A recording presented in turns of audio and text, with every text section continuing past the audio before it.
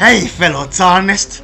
Welcome to the Build series, where I try to craft characters that fit a strong role-playing theme, with each one having a distinct deep playstyle to master, often having many tools to use in combat to help with various situations. But don't get it twisted, all of these characters are well optimized and can kill bosses very quickly. But that's not the main focus. The main focus is to have these builds be interesting and fun, rather than just be overpowered. A bit of a disclaimer before we continue, this is the third video in this series, and I decided to have most of these builds loosely follow a similar direction.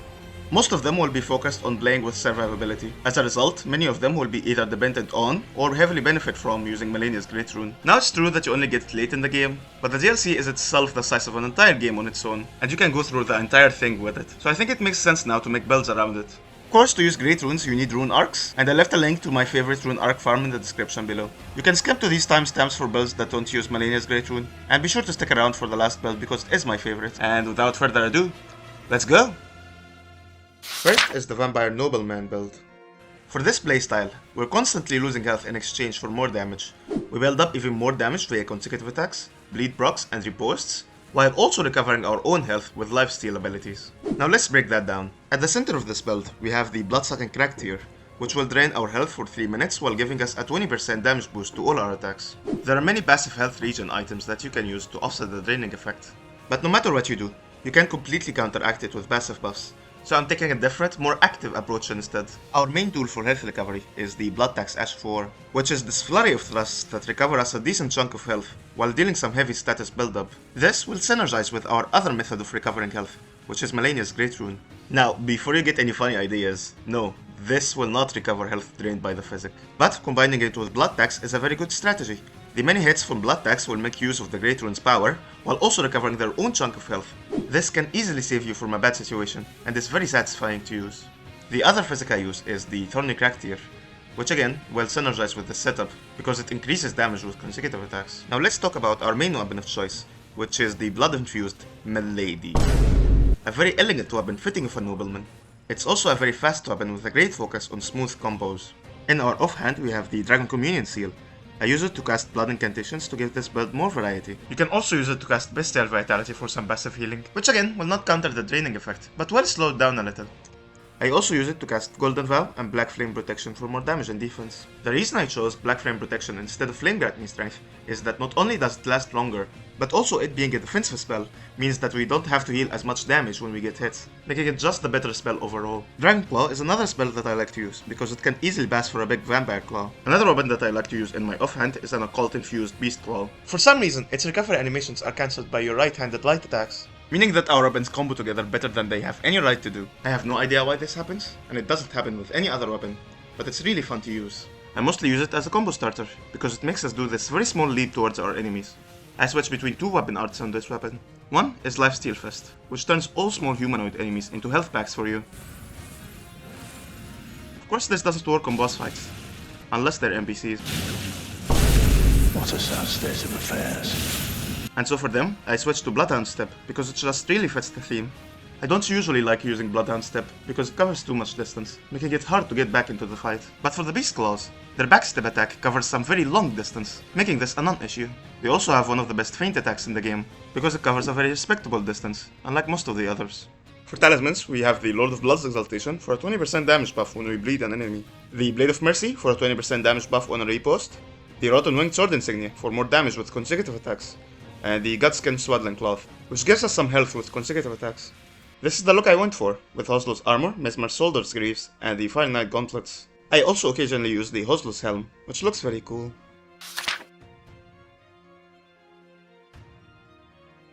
Next up is the Undead Berserker.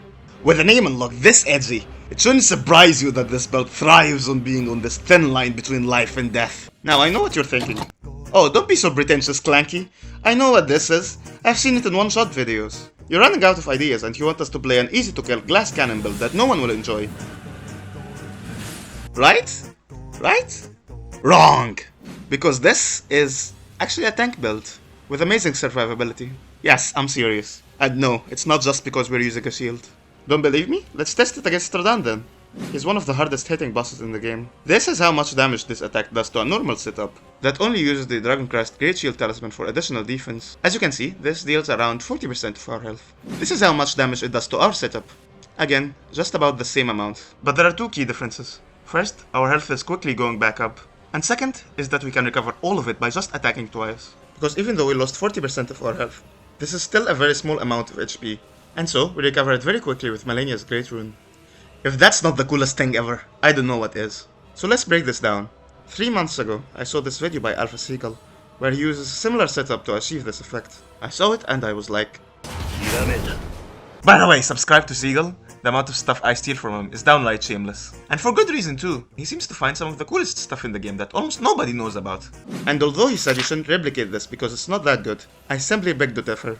This is genius, and I simply had to make my own version of it. At the center of this build, we have the Royal Remains set. This set will heal your health up to 18%. Which is where we want to stay at. I'm only using 3 pieces of this set because I like fashion, but you can use all 4 if you like. You get 2 HP per second of healing per armor piece. There are 4 items that we use that take full advantage of us being at low health. First is the Blue Feathered Branch Sword Talisman, which boosts all of our defenses by a massive 50% at this level. Then we have the Red Feathered Branch Sword Talisman, which boosts all of our damage by 20%. Then we have our Shield of Choice, which is the Twin Bird Kite Shield. This shield gives us a further 10% increase to our defenses and a 5% increase to our damage. Usually, these items are used as a crutch in PvP, and 2 of them are almost never used in PvE. And that's because they're just too situational.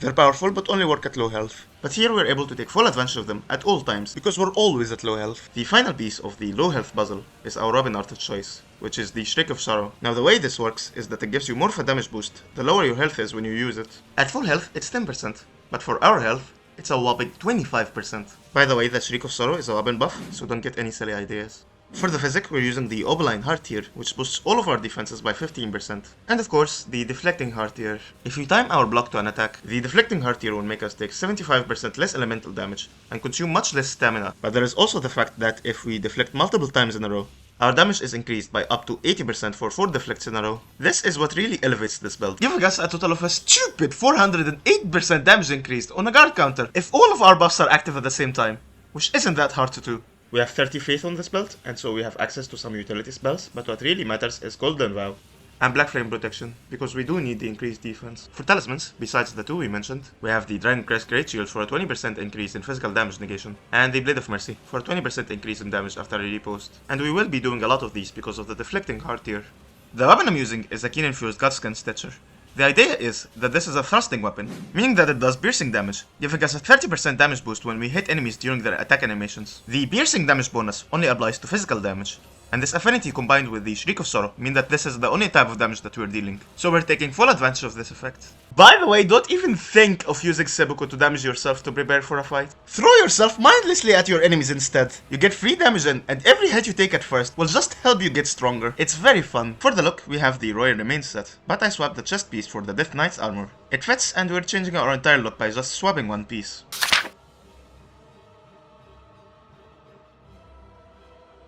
Next up, we have the Maidenless Redditor build. The Maidenless Redditor uses 2 Blood Naginatas along with the 4 Rakshasa set, and also the White Mask to melt bosses very quick. Tarnished, I'm disappointed. You've fallen into my trap. You should have known that there is no place for a build like this here. You should have known this was a joke when you saw the name, and you still clicked. Why? Anyway, there is no build here. Instead, it's me asking you to leave a like and a comment so that I can continue to make more videos. It's a win-win situation. And to also join the Discord server. You know, being a part of a community while it's still small is very fun in my opinion. And I'm asking you to come ruin it by joining, so that you can enjoy it while making it worse for everyone that comes after. Just like the boomers did in America. Join the Discord now. Link in the description below. Now I leave you with a no-hit radahn fight using this build. This is only here to make the timestamp look more convincing. But you can watch this cringe if you like.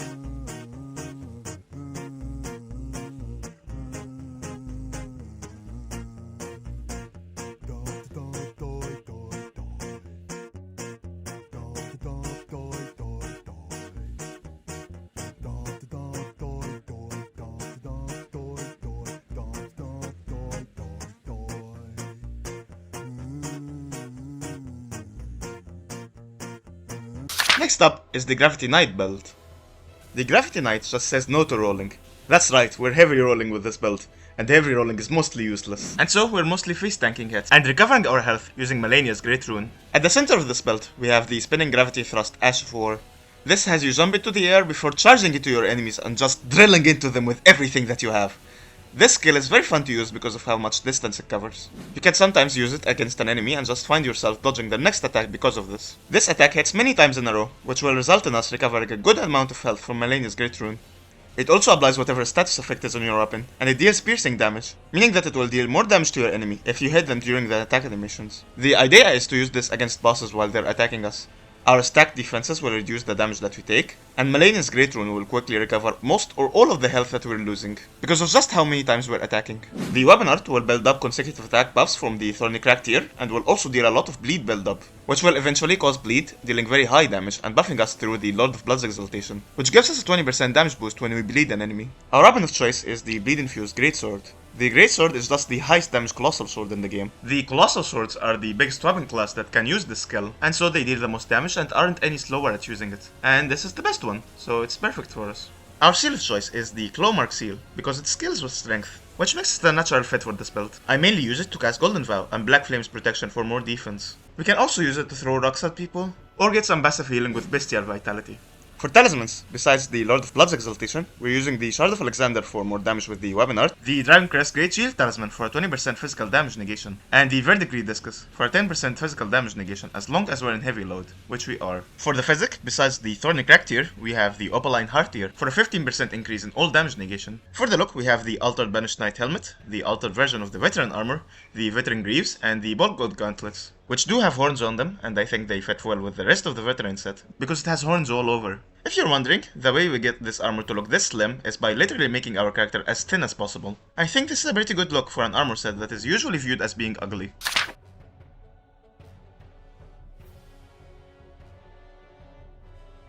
Next up we have the Blood-Soaked Berserker.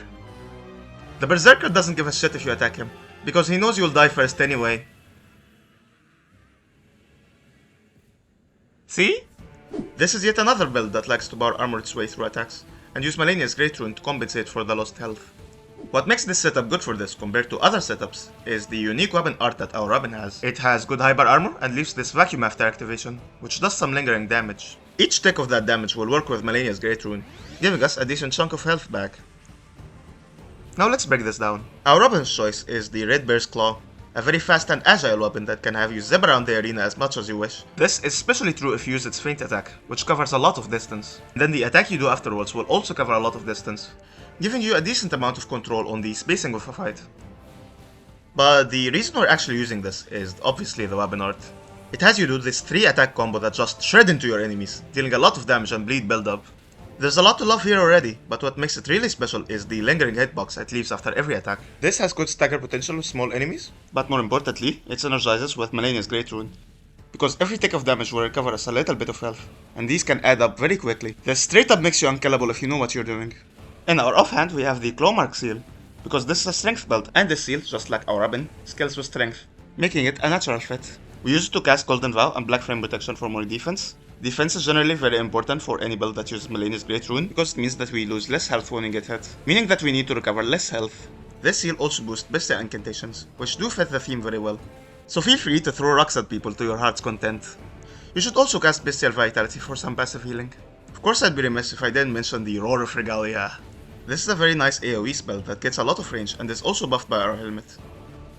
Here's a fun fact, the difference between charging this and not charging it is only 1 frame, so you should always charge it. For talismans, we have the 2 consecutive attack talismans, the Shard of Alexander for more weapon art damage, and the Dragon Crest Great Shield for more physical defense. And for the physic, we have the Thorny Crack tier for more damage with consecutive attacks, and the Opaline Heart tier for more defense. For the look, we have a certified classic, the Rakshasa armor with the Belt of Ralva. If it ain't broke, don't fix it. We get our cool damage bonuses, and 51 boys without at all compromising on the looks, because we really do look amazing here.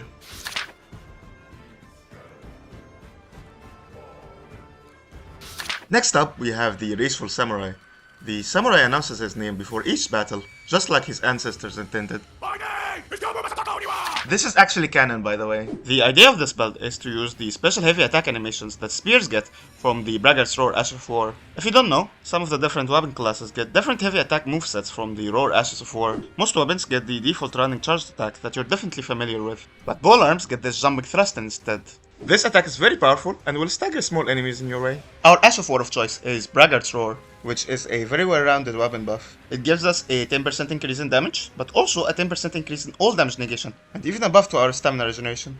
These buffs really come in handy when using this attack, because it's not exactly the fastest attack in the game, so you might get hit while doing it. It also consumes a very large amount of stamina, so stamina regeneration is very good for this. Our weapon of choice is the Cross Naginata. This has one of the most fun to use two-handed light attack movesets in the game, but it's not really why we're using it. We're using it because it gets passive bleed, and that means that if we infuse it with a cult, we still have bleed on the weapon. This also adds arcane scaling, meaning that we get even more bleed on this weapon. So we're in this middle ground where we get less bleed than the bleed infusion, but way more physical damage. This is important because we want to take full advantage of the piercing damage of this weapon, and piercing damage only applies to physical damage. There's another reason to do this, and that is that our arcane investment lets us have 335 incantation scaling with the Dragon Communion Seal. And that means that we can get very good damage from the incantations that we have access to, including all dragon incantations, AoE spells like Burn No Flame and Ancient Dragon's Lightning Strike, and even long-range options like Lightning Spear or Giant's Flame Take Thee. We also cast Golden Vow and Black Flame Protection for more damage and defense. Also in my offhand, I like to keep a cold infused Uchi Katana with Chilling Mist on it. This Ash will usually apply Frostbite to a boss with just one hit or two, and enemies with Frostbite take more damage, so this is a powerful debuffing tool. For talismans, we have the Axe Talisman, the Roar Medallion, and the Two-Handed Sword Talisman. All of these buff our charged heavy attack, although the Roaring Medallion buffs Dragon Breath spells too, so feel free to take advantage of that. Finally, we have the Lord of Blood's Exaltation for a 20% damage buff when we bleed an enemy. For the physic, we have the Spiked Raktir, which also buffs our charged heavy attacks, and the Opaline Heartir for more defense. For the look, we have the Ronin's Armor, the Okina Mask, Thiolier's Trousers, and the Scaled Gauntlets. It took me a while to come up with this one, but I do like it a lot.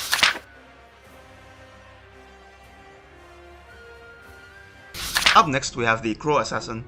This belt makes use of one of my favorite DLC weapons, that being the Claws of Night. We use it to deal high DPS from up close or from a distance, but we're also using it to recover tons of health from a distance, using Malenia's Great Rune.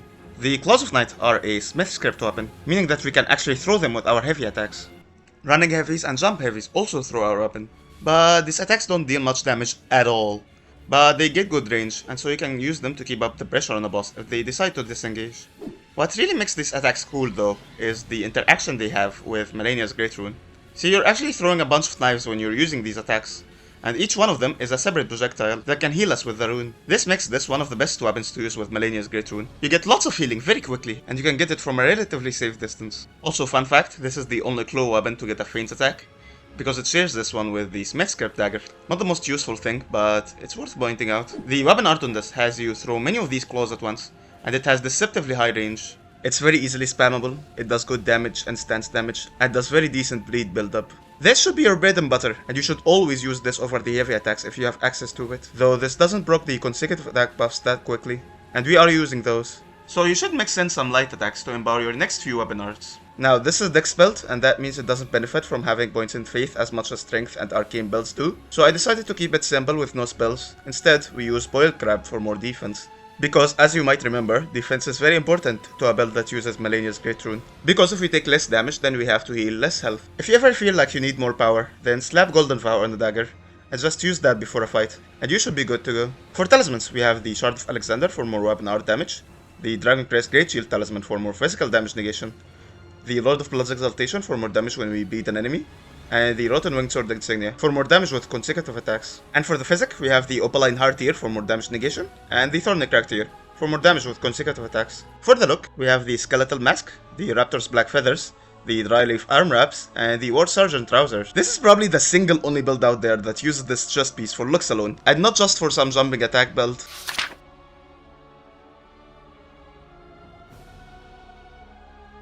Next up is the Divine Beast Samurai.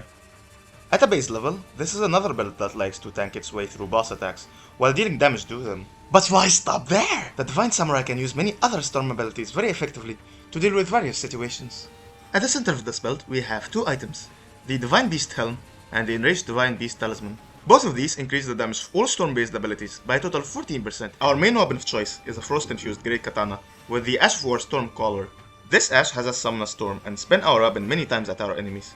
The fact that we hit our enemies many times in a row means that this is very good for applying status effects, and the reason we're using the Great Katana is that it has innate bleed, And that means that if we infuse it with cold, we get the usual amount of frost buildup, but we also keep a decent amount of bleed buildup too, meaning that we're inflicting both status effects at once. With staggerable enemies, this is a stun lock machine, with amazing crowd control. Your enemies never stood a chance. For bosses though, we more than have enough hyper armor, damage and stance damage to win trades against them. We're inflicting frostbite to these bosses, which take away a chunk of health and makes them take 20% extra damage for 20 seconds, but then we're also likely to inflict bleed at least once in a fight, making this a very deadly combo. You can straight up melt some bosses with this, if you know which attacks to trade with. In my offhand, I have a keen infused Uchi katana with Stormblade on it. Now the same rules apply to this weapon. It has innate bleed, so we can infuse it with cold and get 2 status effects at once. That is, if we're hitting with the weapon itself. But honestly, we're not really using it up close. We're only using it to have a good ranged attack. And the keen infusion gives us around 5% more damage for that, so I use it instead, though the choice is up to you. Stormblade is easily one of the best ranged attacks in the game, and having it on this build gives us a ton of versatility that we wouldn't have otherwise. Also on my offhand, I used the Frenzied Flame Seal. This is the seal that gets us the most damage on this setup, and it weighs nothing, so there is no reason to use a different one. We use it to cast Golden Vow and Black Flame Protection for increased damage and defense. Defense is vital for winning trades with bosses using Stormcaller, and you don't want to trade with them too much without having these buffs active. The other spell I like to use is Divine Beast Tornado. At first, I thought this spell was just trash. It's true that it gets very long range and has a huge radius, but then it also has a very long casting animation. It deals very bad damage and almost no stance damage at all. It seemed like using this was pointless really, and the funny thing is, it was, at launch. But actually, the devs did buff this one, so that it now launches small enemies into the air. You see, this was never about dealing any damage, and you sure as hell should never use this against any bosses. But this change makes it so that this trivializes enemy encounters, especially with bigger amounts of enemies. The way I like to use this is to launch an enemy into the air, and then come close to stunlock them with Stormcaller. It's very satisfying. I mean, this Fire Knight usually gives me some trouble, but now I just knock him down and delete him out of existence. Another weapon that I like to use is the Albinoric Bow with Stormbone arrows. Now you should never be using this at medium range, because then it's just outperformed by Stormblade. You should be using it for sniping instead. The Albinoric Bow is excellent at this, and the Stormbone arrows are boosted by our setup. For talismans, we use the Enraged Divine Beast talisman, the Dragon Crest Great Shield talisman for more physical defense, the Shard of Alexander for more weapon art damage, and the Rotten Winged Sword insignia, although this one is there to maximize weapon art damage. Feel free to use the two-handed sword talisman instead, if you want to focus a bit more on regular light and heavy attacks instead. It's worth noting that this build has very good synergy with Malenia's Great Rune. The fact that we have so much defense and hyper armor makes it a natural fit for this build, and it will increase our survivability by a lot. For the look, we have the white reed set with the Divine Beast helm. Pretty simple look all around, but I think it fits very well. Next up is the Hornsent sellsword. The sellsword is all about deflecting multiple attacks in a row and using successive attacks to build up power, and then when we find a long enough opening, we let out a guard counter to deal some very high damage. At a base level, this build is all about combining the effects of 3 items. First is our weapon of choice, which is the backhanded blades, and specifically for their card counters, which is a very long and very stylish combo that deals absurd amounts of damage. And if you don't want to get hit while using it, then you better look for a big opening. The second item is the deflecting Heartier, which lets us deflect attacks by timing our blocks to them. It also increases our guard counter damage by up to 80% if we deflect 4 attacks in a row. The third item is our Ash of War, which is Royal Knight's Resolve. Now usually the way this works is that this is a weapon buff that buffs our next attack by 80% and then fades away when we land it. But funnily enough, the way it works with our guard counter combo is that it only fades away when we land the final attack in the combo, but it does buff all the previous attacks. Meaning that if we get interrupted out of that combo or even just miss the final attack, then the buff will stay on and you can just use it on the next attack. This makes this already absurdly broken setup even more powerful, and it's just very funny. But wait! There is more! This is a faith build with 70 faith. We switch between the Flame Art Infusion and the Holy Infusion on our weapon depending on the encounter. Of course, that also means that we have access to all the most powerful faith incantations, and you should take full advantage of that. The best seal for our level is the Earth-Ray seal, and we use it to cast Golden Vow and Black Flame Protection for more defense. For talismans, we're using the Cursed Sword Talisman for more guard counter damage. We also use the 2 consecutive attack talismans, and the last talisman is a flex spot. I actually took all the footage that you watched without having one equipped, and I didn't even know. Of course you can't go wrong with more defense or stamina regeneration, but since we're dealing a lot of voice damage, you should also consider using the Dagger Talisman or the Blade of Mercy. For the physic, we have the Deflecting Heart Tier, but I also switch between the Flame Shrouded Crack Tier and the Holy Shrouded Crack Tier depending on the infusion of the weapon. This also affects the spells I choose to use. I go with Fire spells if I infuse with Fire, and Holy spells if I infuse with Holy. For the look, we have the Cursed Blade Mask, the Bloodhound Knight Armor, the Nox Greaves, and the Black Flame Monk Gauntlets. This is one of these belts that just have no weaknesses. The balancing of this game is just something else, man.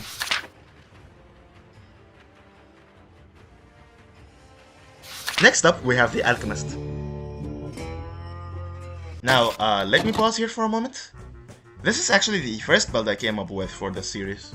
Or at least, it's based on it. See, if you go all the way back to the first episode of the series, you'll see that I teased this character back then, more than 5 months ago. Well, then why did I wait so long to showcase this build? Well, as the name and look for this build imply, this was supposed to be a perfumer build. But there was one tiny problem, and that is that perfumes fucking suck. It's true, they don't even make you smell good. They're very slow, they deal very low damage, almost no stance damage, and you can't riposte with them. Now it's true that you can use the lightning or fire perfumes against enemies that are very weak to them. I'm talking like the scadutree avatar or the R3 avatars, but try perfumes against any real challenge and they're just useless. Even with the running attack build, the deadly poison and chilling perfume bottles are the worst offenders here by far, and that's because they're very bad at applying their respective status effects. Which is what you'd expect them to be good at! The deadly poison bottle is greatly outshined by the poisoned hand or the venomous fang, both of which are way better as secondary options and also work very well as primary weapons too. And the chilling bottle? Oh, that one's just insulting. You get 60 frost build-up and that's it. You can't increase it in any way, and any infused weapon would get more than that. This is straight up one of the worst weapons in the entire game really. Using it is just a waste of time. But wait! It gets worse. All the perfume bottles have dex scaling, but they all have secondary stats that they scale with, and these differ from bottle to bottle. And so it's not really viable to make a build that tries to use all of them at once. Now, I thought that all of this was just too problematic. We have this entire new weapon type, and they're all completely useless. Surely FromSoft is gonna patch this, right? Right? Yeah, the last batch was 6 months ago, and it did exactly nothing. It's safe to say that FromSoft are just done with Elden Ring.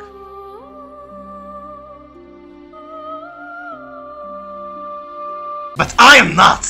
Because who needs perfumes? We can use other things in the game to give us the desired effects. No one can stop me from making this build possible. Not even you, Miyazaki. So let's get into it. So, what do we use to replace the perfumes? 2 Earthsteel daggers. That's it? Yes! Now, one of these will be cold infused with chilling mist, and the other poison infused with poison mist. Both of these ashes work the exact same way. Or do they? They both let out this melee attack that does very heavy status build-up, and coats your melee weapon with their respective status effects. And then they leave a mist that keeps applying status build-up. The only difference between them is that chilling mist doesn't scale with anything, meaning that we get to use it at full power without any stat investment. But Poisonous Mist does scale with Arcane, and this will be our main damage stat. Now the reason we're using Earthsteel daggers is that, well, they're daggers. They weigh very little, and we can have both of them equipped at once in addition to our main weapon of choice, and still light roll. But they also get this very fast uncharged heavy attack, where if the mist wasn't enough to block the status effect, we can use that attack to apply more build up very quickly. Now, although these are my secondary weapons, I have them in my right hand because they're just easier to swap between and use that way. In my offhand, I have my actual weapon of choice, which is an occult infused Raptor Talons. The Talons have passive bleed, and so if we infuse them with occult, we get high physical damage and decreased bleed build-up. It's less build-up than the bleed infusion, but more physical damage. The weapon art I use on this weapon is Endure, and what this does is that it allows us to not have to wait for our turn to attack, so we take advantage of whatever buffs or debuffs that we apply immediately.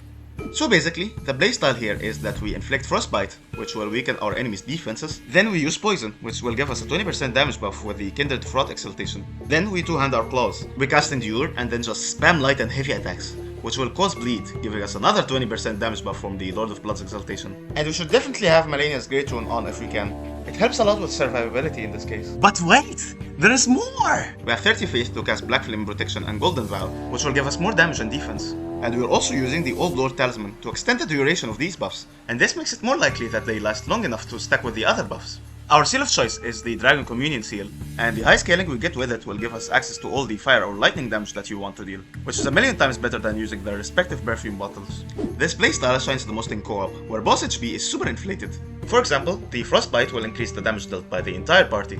Poison and Bleed will buff anyone using their respective Exaltation Talismans. And you can even have someone use the Poison Flower Ash of War when you inflict poison, which will remove the poison and deal very heavy damage. And the final talisman that I use is Millicent Prosthesis, and the 5 points of dex that it gives us are key here, because it lets us put these points elsewhere on our stat sheet. And for the physic, we have the Opaline Heart tier for more damage negation, and the Thorny Crack tier for more damage with consecutive attacks. For the look, I have the altered version of Tuelier's garb, Tuelier's trousers, the berserker's big hat, and the perfumer's gloves. You know what? I think this one turned out okay.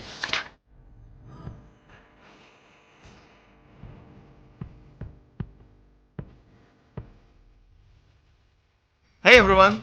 Thanks a lot for watching. Special thanks to my 2 members. Huge thanks to BrozED's biggest fan from Discord for helping me with the recording of this video. And thanks to all my top commenters. You guys are the best. For the next episode of the series, I'd like to focus a bit more on mage style builds. I think there's a lot more that I haven't really touched on. So please do look forward to that. And leave any suggestions for any builds that you'd like to see. That's it folks! See you next time! Bye bye!